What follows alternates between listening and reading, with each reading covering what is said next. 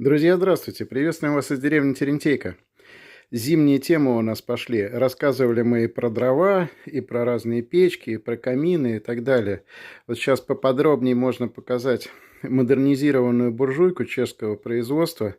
Гуча называется. Я очень рад, что мы купили вот эту вот штуку еще лет 7 назад, по-моему. Поставили ее в другой домик, не в основной дом, где мы живем. В другом доме она у нас стоит. Офигенная вещь. Топим брикетами.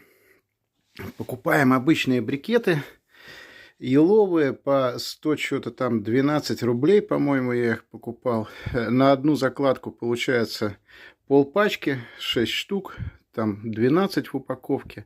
И этого достаточно для того, чтобы надолго согреть хорошо утепленное, правда, помещение.